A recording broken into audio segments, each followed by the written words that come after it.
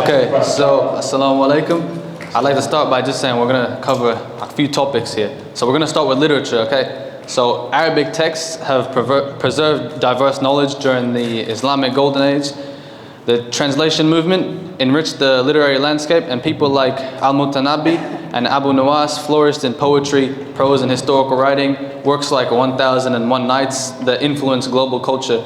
Another thing about literature is when it talks about the translation movement, you can take a look at things like the Quran, which gets translated to other languages at that time.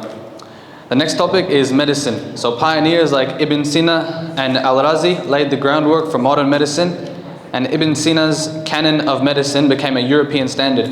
So things that were developed by the Muslims became common in places like even Europe, where now if you look at France, they're treating us not great. So Al-Razi's systematic experiment also foreshadowed the scientific method that's used by all scientists in today's day and age, so things like the hypothesis and whatnot. The next topic is mathematics. So Al-Khwarizmi's advancements laid the foundations for algebra and introduced the decimal system. And for those who don't know, algebra is actually an Arabic word. I forgot it, but it's an Arabic word.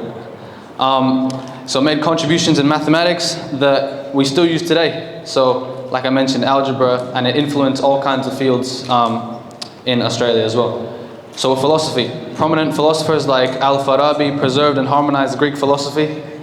Al-Farabi's contribution to integrating reason, faith, and metaphysics impacted intellectual discourse in contemporary Australia.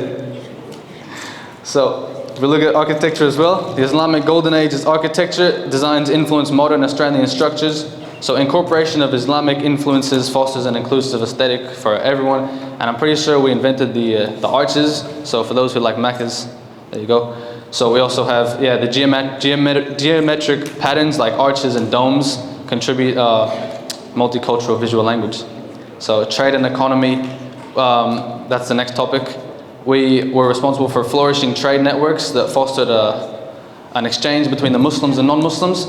And due to our ethical business practices, it led to a lot of people becoming aware of Islam and the rules that have been assigned to us by Allah, and allowed them to convert.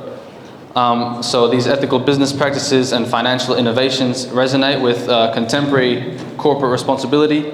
Not as much now because of the whole interest and whatnot. We don't really use that. So overall contributions, this is just a conclusion. So Islam has contributed diversely to enrich Australia's multicultural society.